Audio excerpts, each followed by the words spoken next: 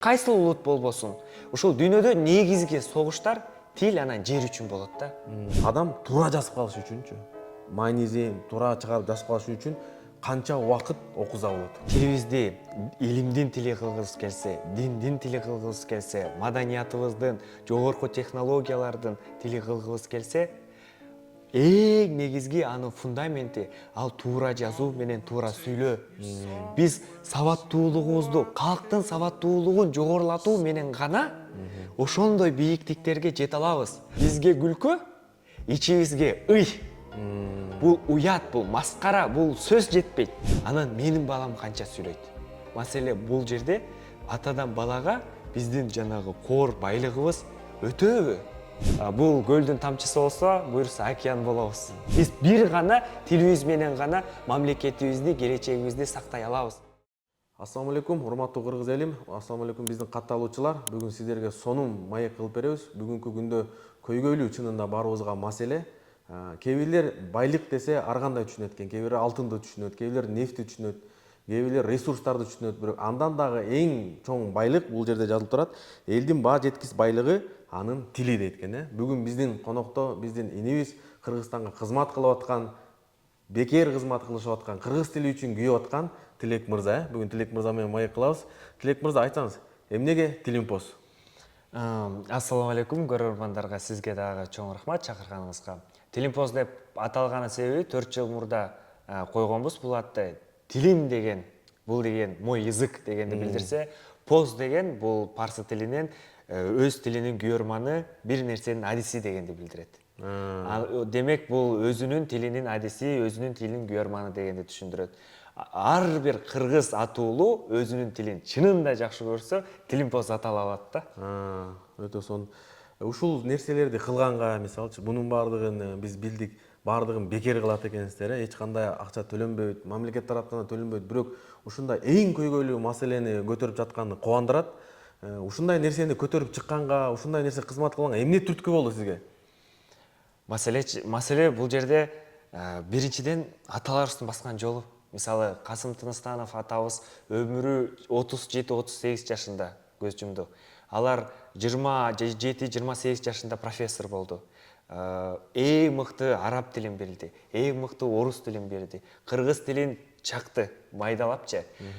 Бирок алар деле ошол бир нерсени баштайлы, бир нерсени жасайлы, жөн эле сүйлөп отуруп эрсек отура берет экенбиз, бири-бирибизди сындап, бири-бирибизге ар нерсе акарат келтирип. Бирок кыймылдасак, иштин натыйжасы көрүнсө, баарыбызга пайда болот деп, анан кийин ошол убактарда ковид болуп аткан, билесиз, баардыгыбыз үйдөбүз, жумушсуз, анан кийин баштадык. Ошол кезде эмени деле билбейбиз, жанагындай фотошоп, анан шумдук дизайн деле билбейбиз. Жана презентация жасаган PowerPoint'тан баштаганбыз. Анан ошондон баштап киргизсек, чынында эле кыргыздарга, кыргыз тилдүүлөргө ушинтип туура жазып, туура сүйлөп, элинин өзүнүн тилин жакшыраак билүүгө кызыккандар көп экен. Анан аларды көрүп, видео форматка өтө баштадык, тереңирээк кире баштадык. Башында бизди аймактардан, айылдардан, жерлерден көрсө, анан шаардыктарда кошула баштады. Иш жүрсө, көч бара-бара түзүлөт экен. Анан кийин ошондуктан элдин деми менен эле иштей бердик. Бул жерде дагы эме деген сөз бар экен, биздин аталарыбыз айткан, эне тилин билбеген эси жогун аныктайт депчи. Тил боюнча келгенде мурун эмне боло берет, мындай андан башка деле көп проблема бар депчи. Эгер тил жоголуп кете турган болсо, бул кандай кыргыз элине көйгөй жаратат, кандай бул жерде коркунучтар бар? Ошол жөнүндө айтып кетсең, что элдер мындай түшүнө тургандай болупчу. Биз тил дегенде эле жөн эле күнүмдүк турмушта сүйлөшүү курал катары баалайбыз да. Бирок тил деген ушул кыргыз же болбосо кайсыл улут болбосун, ушул дүйнөдө негизги согуштар тил анан жер үчүн болот да. Жөн эле бекеринен эле тил үчүн кырылып, согушуп, эмне кимге кереги бар? Анткени тил деген бул боолуп көрбөгөндөй рух менен духтун куралы. Ошонун ичинде биздин манас дагы бар, ошонун ичинде биздин маданиятыбыз дагы бар, үрпүбүз дагы бар, адатыбыз бар, күнүмдүк жашоо турмуштагы кыргыз атыбыз дагы бар. Эгер кыргыз тилин эле ошону алып коюп эле кыргызмын десеңиз, калпакты алтындан кийиңиз. чыптаманы күмүштөн кийиңиз, болбойт баары бир. Биздин эң өзгөчө элементибиз бул тил. Дүйнөдө 7000ден ашык тил бар деп айтабыз да. 7000. 7000ден ашык. Дүнө жүзү боюнча. Караңызчы, Алла Тааланын жаратканы 7000 ар түрдүү кылып жаратты. Ар бирибизге ар кандай маданиятты тартуулады. Демек, ар бири ушул аманатты эң жогорку деңгээлде аткарыш керек. Анын ичинде акын десес акыны бар, дүйнөдө жок. Манасчы, дастанчы десес анысы бар. Эң бир кооз көркөм сөзүбүз бар да. Анан ошону жоготуп алуу бул деген болуп көрбөгөндөй кыргыздар үчүн эле эмес, дүйнөлүк ушул маданият үчүн дагы, тилдердин байлыгы үчүн дагы жоготуу болот. Анан кийин ал жерде биз мисалы төр деген түшүнүк бар го биздечи. Кыргыз баласы, кыргыз тилин билген бала ушул бала болуп башына жүн чыкканда деп айтабыз го. Ошондон бери эле төр деген сүйлөгөндө эле биз айтат. Колго суу куюуну, сөз берүүнү, аксакалды, жогорку жерди, жакшы тамакты элестетет да. Ал эми тилди билбеген адам аны түшүнө албайт. Демек, кыргыз тилин билип гана биз кыргыздыгыбызды, тарыхыбызды, маданиятыбызды түшүнө алабыз. Дагы бир эң негизги маселе. Тилекке каршы кээ бир батыш өлкөлөрүндө же Кытайдай болуп биз дубал курбасак дагы, чоң шаарларды курбасак дагы, бизде бүт тарыхыбызды тилге сактаганбыз да. Демек, тилди жоготкондо тарыхыбызды да жоготобуз. Анын бардыгы тилибизде сакталган bizde.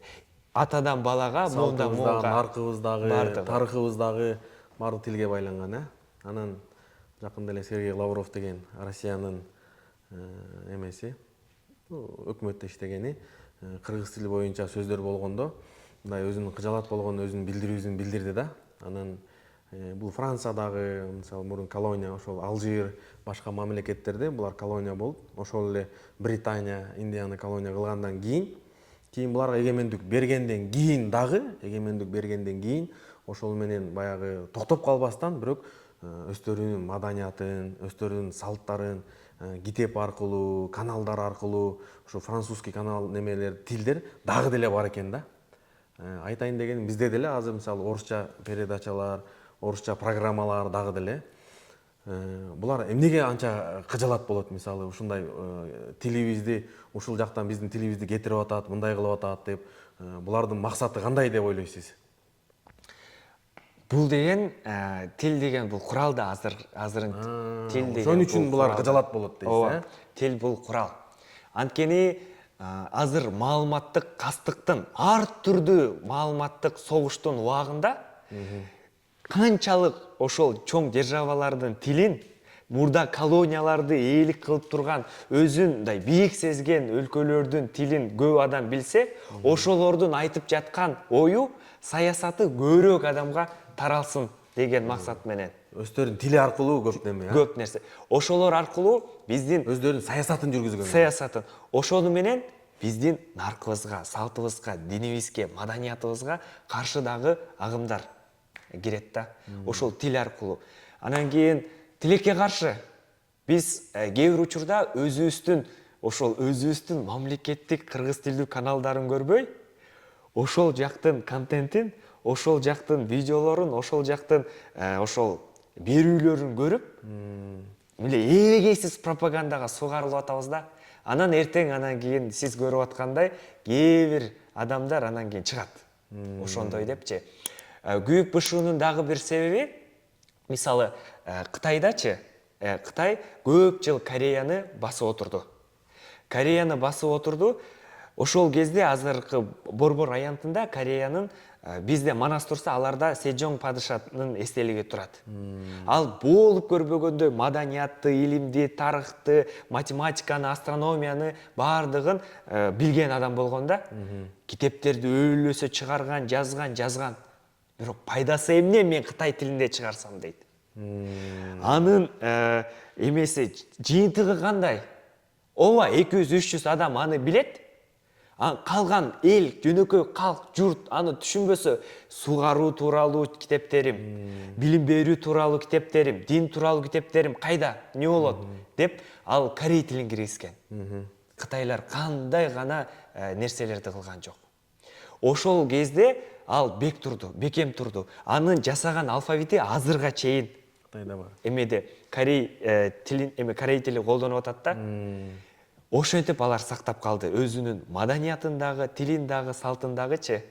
Эгерде ошол жанагы архитектуранын дагы, билимдин да, астрономиянын дагычы ошол булагы болгон Кытай тилин баш тартып жаткандан кийин ошол корейлер биз өзүбүздүн тилибизди эмнеге өнүктүрө албайбыз? Анан айтышат, кыргыз тилин билип алыска чыга албайбыз да, үйрөнө албайбыз да депчи. Кыргыз тилинин экономикалык баалуулугу зор. Маселе, кыргыз тилинде макул 5 миллион адам сүйлөйт. Үстү жагыбызда 20 миллиондон ашык казак турат. Бул жагыбызда өзбек бир туугандарыбыз турат, Азербайжан турат, уйгурлар турат, ошо түрктөр өз эле 180 миллиондук аянтка биздин өнүмдү, биздин тилибизди жайылта алабыз. Кыргыз тилин үйрөнгөн адам ошол элдердин тилин түшүнө алат. Мүмкүн биз ошентип жеткирербиз. Кийинки жанагы кыргыз тилин үйрөнгөн адам азыр мамлекет ар түрдүү эмелерди, саясаттарды жүргүзүп атпайбы? Ошол кыргыз тилин билсең, сен жогорку кызмат орундарга бара аласың, жетекчилөөчү орундарга бара аласың. Ошол кыргыз тилин билсең, жанагы азыр деген жарнаманын тили болгон атат, тейлөөнүн тили болгон атат. Ошол жакта ээн эркин иштей аласың деген шарттарды коюп атат. Ошол кызматтарга отура аласың. Кыргыз тилин билсең, сен 1-класстан 11-класска чейин экзаменден балдарың ээн эркин кысынбай окуйт. Кыргызча билсең, жөн гана Кыргызстанда кыргыздар менен ээн эркин сүйлөшө аласың. Кыргыздын ырларын, кыргыздын дастандарын, китептерин окуй аласың. Мүмкүн ушул сыяктуу нерселерди каалабайттыр. Баарыбыздын башыбызды бириктирүүчү тил экенин түшүнүп, аны каалабайттыр. Тилге чабылбай. Анан кызыктуу факт, Кыргызстандын аймагында 75% кыргызбыз. 75%. Билесизби, 1959 жылы жалпы ал кезде Советтер Союзу эмес беле, жалпы союздук эл каттоодо Кыргызстанда биринчи жолу Кыргызстандын тарыхында кыргыздар улуттук азчылыкка айланыптыр. Ошол кезде биз 39% кыргыз болуп турбуз Кыргызстанда. Биринчи жолу. Саясаты караңыз. Мектептер ачылса орус тилинде ачылат, бала бакча орус тилинде ачылат. Болгону борборубузда 5-чи мектептен башка кыргыз тилдүү мектеп болгон эмес. Анан кийин жылдар өттү, 70 жыл өттү, ошол кезде пайда болгон. Можно я начну на официальном языке. Мага кыргызча кыйын болуп атат, бардыгы түшүнүш үчүн мен орус тилинде сүйлөйүн дегенчи. Ал заман өттү, бүттү. Биздин мамлекетибиз 70 жыл өттү ага. Анын ортосунда биз эгемендүүлүк алдык. 75% кыргыз тилдүү, 83% кыргыз тилинде сүйлөйт. Дагы биздин мамлекетибизди бириктире турган, баарыбыз түшүнө турган эмне керек? Пайыздар сүйлөп атпайбы, сандар айтып атпайбы? Анан кийин ошондуктан ушул мынакей зор мүмкүнчүлүктү каалабагандар жана өзүнүн мурданкы колониалдык саясатын жүргүзүүнүн улантып атат. Айла жокту. Өтө сонун. Бизде кыргыздагы макал бар го, бүгүнкү жаштар эртеңки келечек деп. Тилекке каршы бештен бели чыга элек жаш балдарыбызга сооротуш үчүн, алдап тынч отуруш үчүн баарыбыз колуна телефон карматып атабыз. Ал телефондо билсеңиз керек, бир дагы кыргызчалуу мындай передачалар жок, мындайча айтканда. Жана синий трактор, анан жана бир мамлекет английский эмелер. Ушул нерсе кийин бара-бара эгер балдарды ушу менен кете бере турган болсо, кандай коркунуч алып келет? Жана ушул нерседен кантип арылсак болот? Бул маселе көп эле өлкөдө турат да. Жаш балдары сүйлөй элек деле, биз азыр аламдашуу заманда жашап атабыз. Тили чыга элек деле. Тили чыга элек деле балдар ошол телефон аркылуу ошол тилин мурда деген билесиз да, кыргыздарды ата энеси сүйлөп, чоң ата чоң энеси сүйлөп, жомок айтып берип, ошонун сөздөрүн угуп тили чыкчы.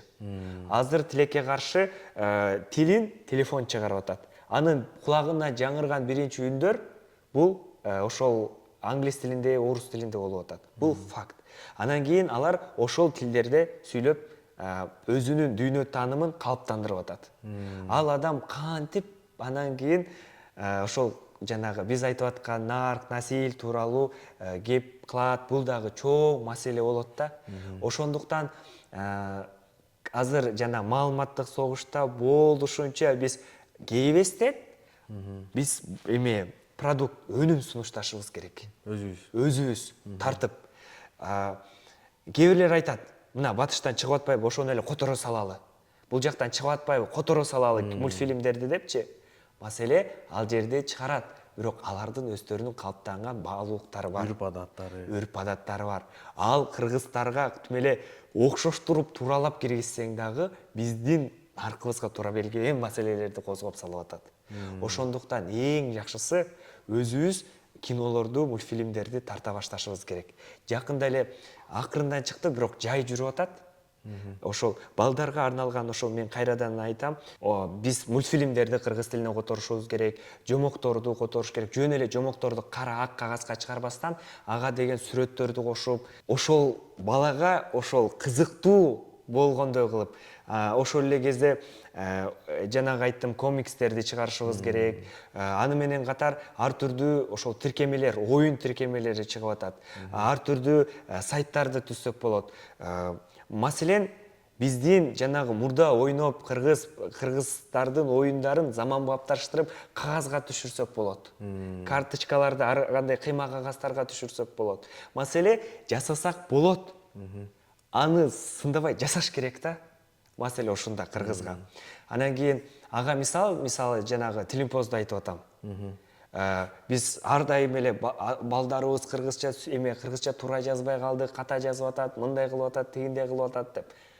Жасадык, эл өзгөрө баштады. Демек, биз акырындан көч бара түзөлөт деп, акырындан мүмкүн 1-2 мультфильм тартабыз. Анын үстүнө оңдоп түзөп дагы тартабыз, багыттарды кеңейтебиз. Анан сөзсүз түрдө балдарыбыз кыргыз тилдүү боло баштайт. Андан дагы ал жерде ата энелердин дагы жоопкерчилиги зор.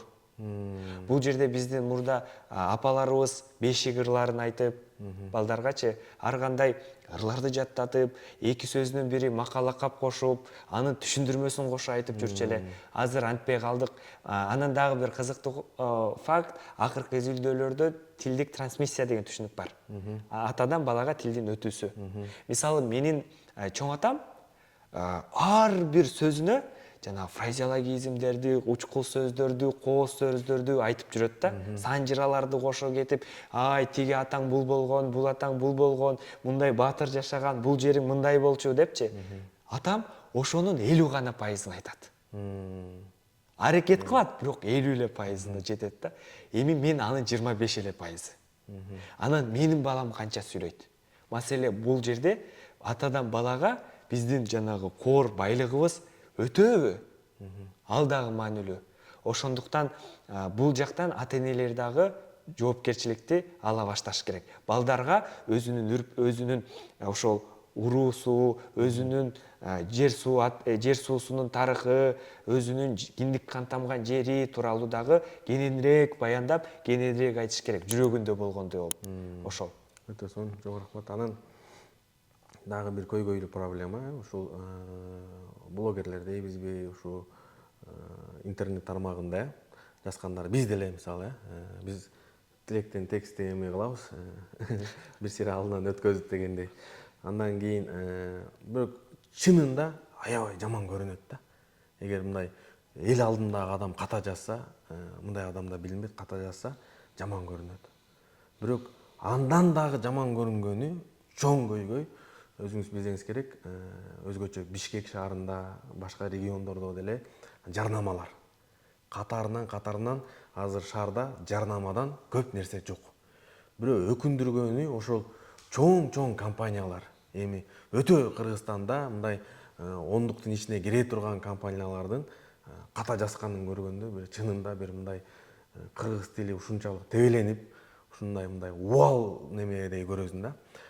Ошол компанияларга сиз кандай деп сунуштайт элеңиз? Анан ушул компаниялар сиздерге кайрылса болобу, мисалычы, иштешсе болобу?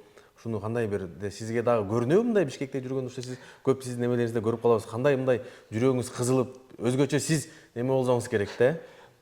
Жана башында блогерлерди айтып атпайсызбы?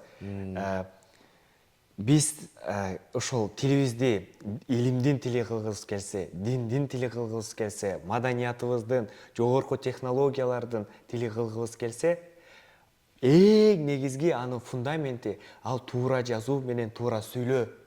Биз сабаттуулугубузду, калктын сабаттуулугун жогорулатуу менен гана ошондой бийиктиктерге жете алабыз. Ал адам туура сүйлөп, туура жазып, өз оюн туура жеткире алганда гана башканын китептерин окуп, илимге, маданиятка кире алат, сүңгүй алат. Ошондуктан калың катмарга буну жайылтышыбыз керек. Анын жайылтуучусу, анын учкуну бул азыркы кездин блогерлери, азыркы кездин эл алдында жүргөн адамдар. Буларда өзгөчө жоопкерчилик бар, абдан чоң жоопкерчилик бар. Маселе, мүмкүн анын укугу бардыр ката жазганга, бирок анын акысы жок. Кыргызда акы деген маселеси бар. Эгерде элдин назарында ал жоопкерчилик алып атабы, акысы жок ал ката жазганга. Туура. Экинчи жанагы каталар боюнча айтып атпайсызбы? Телимпост социалдык долбоорунун балдары биз деген 2 жумада бир жолу Бишкектин көчөлөрүн бөлүп алганбыз, картасынан чийип. Ошол 3 жылдан бери 13 миңден ашык сүрөт топтоптурбуз ката. 13 миңден ашык топтодук деген бизге күлкү, ичибизге ый. Бул уят, бул маскара, бул сөз жетпейт. Кыргыз мамлекетинин борборунда ушундай каталар бул мүмкүн эмес. Аны жөн компаниялар жазса бир жөн. Ири аты даңкы таш жарган компаниялардагы эң жөнөкөй сөздөрдү ката жазышат. Ошол жерге жөнөкөй бир адисти алып келип коюп коюш эле керек го. Андай нерсени да кылбайт.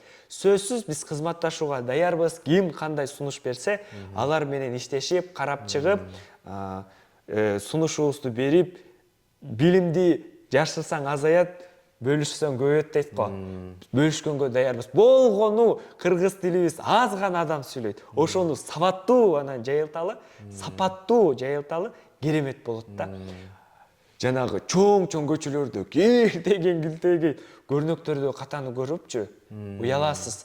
Анткени маселем эмнеде болуп атат? Маселе мурда бизде 30 жыл бою орусча жазып көнгөнбүз. Маркетологубуз да орус, менеджерибиз да орус тилдүү, башкабыз да орус тилдүү. Анан кийин кыргызча жазгыла дегенде, же кыргызча жазбай албайт, же орусча жазып туура эмес. Аш малтайы чыгып жатып калды. Анан кийин бул жазуулар кандайдыр бир деңгээлде ошол калкыбыздын, журтубуздун, ошол кыргыз тилине болгон жанагы көз карашынан кабар бериши мүмкүн да. Боло берет, андай эмес. Кайсы жерден ката көрдүңүз? Кайсы жерде ката бар, кайдыгер болмой жок кыргыз тилине. Бизге ошондуктан биз кыдыра баштадык өзүбүзчү. Бирөө жарым бар тартып жөнөткөнгө, анан алардын баардыгын жашынакай кылып, кагаздарга чыгарып, сүрөттөрүн көрсөтүп, дарегин көрсөтүп, тийиштүү органдарга жөнөтүп, анан кийин о Кудай, ошол эл алдында милдетибизди аткардык деп отуруп калабыз. Ошондон кийин эл жаш балдар, окуучулар, мугалимдер шыгала баштады. Демек, кызыгуу пайда болду. Кимге жөнөтмөк элем, ким карамак эле эмес, бирөө жарымга жөнөтсө болот экен, бул жакка жөнөтсө болот экен, алар карайт экен, оңдойт экен, анан кийин тийиштүү органдарга жөнөтөт экен, алар да карайт экен деген эме жүрөгүндө бир үмүт пайда болгондой да. Сөзсүз түрдө биз кайдыгерликти жоюп, кандайдыр бир мүчүлүштүктөр кетсе, аны жоюуга колубуз бар, бутубуз бар, демек аракет кылышыбыз керек. Өтө сонун. Интернетте алсаңыз эле баардыгы окутабыз дегендер бар. Коучтар бар, бактылуу болобуз дегендей, мобилографтан баштап баардык нерселердин окуткан, мындайча айтканда, университеттери бар, мындайча айтканда. Эми мен айтайын дегеним, ушу тилге дагы ушундай ачайын деген пландар жокпу? Себеби ушул элдин алдына көрүнүктүү инсандар, Көркү кеңеште, жогорку кеңеште жазгандарын кандай билебиз, тилек бар эмес. Мисалы, ошолорду окута турган бир мындай эме ачсаңыз деген план барбы? Себеби мисалы бул чынында көйгөйлүү проблема да. Эл алдында адамдар ката жаза турган болсо, анда башкалардыкы кандай болот? Ошого мисалы, эгер ачыла турган болсо, канча убакыт адам окуза болот? Мурунку биз окуган кыргыз тилде мисалы лар деген мүчө бул көптүк түрдө, ларлылар, тартыртыр деген бар мисалычы. заттардын окуялардын аталыштарын атын көрсөткөн сөздөр зататош деп атайбыз. Заттардын окуялардын кубулуштарын эзинде бар. Заттардын окуялардын кубулуштарын атын атап көрсөткөн сөздөр зататош деп аталат. Зататоч экиге бөлүнөт. Жөнөкөй жана татаал деп мисалы ушундай нерселерде. Азыр эгер окута турган болсо деле ушундай нерселерди окуйбузбу же сизде башка метод барбы? Анан эгер ошол метод боюнча адам туура жазып калыш үчүнчү, маанизин туура чыгарып жазып калыш үчүн канча убакыт окуза болот? Маселе мүмкүн мектептерди жамандабайын, албетте окушубуз керек. Бирок кичине программабыз эскерген. Бул сөздүн ачыгы. Ооба. Заттын сын сыпатын, өңүтүсүн, формасын деп сиз айткандай деп жаттайбыз. Бирок кыргызча формалардын атын билесизби дегенде такалабыз. Кыргызча түстөрдүн атын билебизби? Такалабыз. Кыргызча ошол сөздөрдүн атын билебизби? Такалабыз да. Маселе менин оюмча, эгерде биз курс ача турган болсок, кыргыз тилиндеги эрежелер болгону бир 60-70 гана эреже бар. Англис тилинде же болбосо орус тилинде 350 эреже бар. 350. Бизде 60. 60-70. Ошо 60-70 эрежени эгерде бат-бат, так-так, туура үйрөнсөк, бир айдын ичинде эң сонун өмүр бою көркөм, эң сонун жазып калууга болот. Анткени кыргыз тили жеңил, логикага бай, болгону жанагы ыраттуулугун үйрөнүп алышы керек. Качан созулма, качан кыска дегендердичи. Анан кандай сонун өмүр бою сабаттуу жазып калган, сабаттуу сүйлөп калган. Андай бизде бар, планыбыз бар. Буйрса, эгер Кудай буйрса, аны сөзсүз ишке ашабыз. Эң кызыгы бизге Кыргызстандан жазат, Кыргызстандын аттуу баштуу адамдары жазат, окутасыздарбы, кайдан окутабыз, эмне кылып суроо талап бар. Ал деп жүрсөм, Орусиядан жазышкан бар, Казакстанда кыргыздар бар, Франциядан кыргыздар жазышат, Италияда, Кореяда, Жапонияда, дүйнөнүн 4 тарабындагы кыргыздар кыргызча сабаттуу сүйлөп, сапаттуу жазгысы келет экен. Бул дегенибиз кыргыз баласынын башына улуттук наркы, улуттук салты, улут деген түшүнүк сиңе баштагандай. Бирок ал дагы жетишсиз. Эми биз жанагы улут болсом, тилим менен улутмун деп айтып жүрбөйбүзбү? Эми чынында эле ошол тилди үйрөнүп анан улут бололу дегенге учур келди. Сонун өтө. Анан дагы сизге бир суроо. Мындайча айтканда, мамлекеттик немеде айтып коет, мындай орус тили менен айтканда, кадровый голод деп коет да. Мыкты өзүнүн ишин билген адистер жок да. Эгер сизге мамлекет тараптан ушул тил жагын карап бер деп жумушка чакырса барат белеңиз? Маселе мындай. Эгерде мен азыр мамлекеттик кызматта болсом, ошол иштердин баарын аткара алат белем деген маселе бар да. Анткени биздики жумушубуз эркинирээк, бошураак. Анан кийин ар бир маселе боюнча өзүбүздүн оюбузду айта алабыз. Бирдиктүү жанагы генералдык эме жок да, жанагы позициячы. Кээ бир жерлерден ылайыкташуу, кээ бир жерден ойлонуу деген маселеси бар. Анан кийин эгерде келечекте даярданып, ошол маселе жана кыргыз тили, мамлекеттик тил тууралуу жаңы президентибиз кабыл алган конституциялык мыйзам аябай күчтүү сонун кабыл алынды. Ошол жерде жана социалдык тармактарда компаниялардын кыргыз тилде жазуусу боюнча биз да катыштык да, сунуштарыбызды берип. Өзүмдүн биринчи кесибим финансист, экинчи кесибим филолог, кыргыз тили боюнча адисмин. Ошол эле азыр биз Казакстан менен тыгыз иштешип атабыз.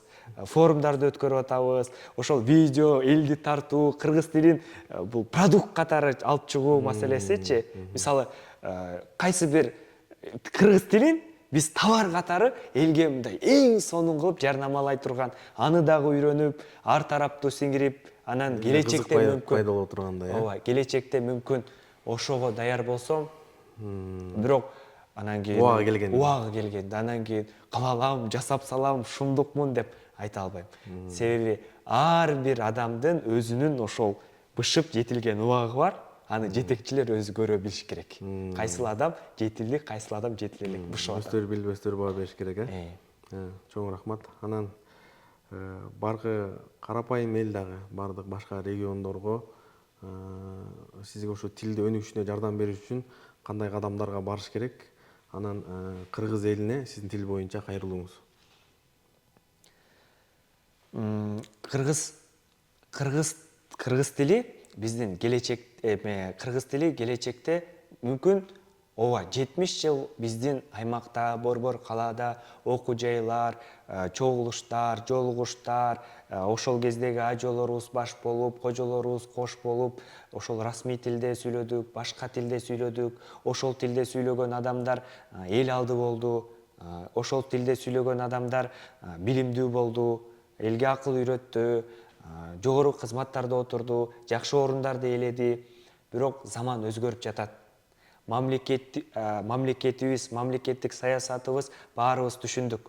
Эгерде биз ушул керемет Кудайыбыз берген ала тообузду эркин кылып сактап калыш үчүн эң ириде тилибизди сактап калыш маанилүү экенинчи. Анткени ошонун артынан биздин жанагы маданиятыбыз да жатат. Кайрадан айтып атам, ошол жерде биздин эркин жанагы дин тутуубуз дагы жатат. Ошол жерде биздин балдарыбыздын келечеги да жатат. Ошол жерде биздин аталарыбыздын жаткан күмөздөрү да жатат. Бардыгы ушул тилге келип такалат. Ошондуктан калкыбыз дагы, бийлик дагы баарыбыз түшүнүп, бул тилди өнүктүрүүгө салым кошуп, аракет кылып баштадык.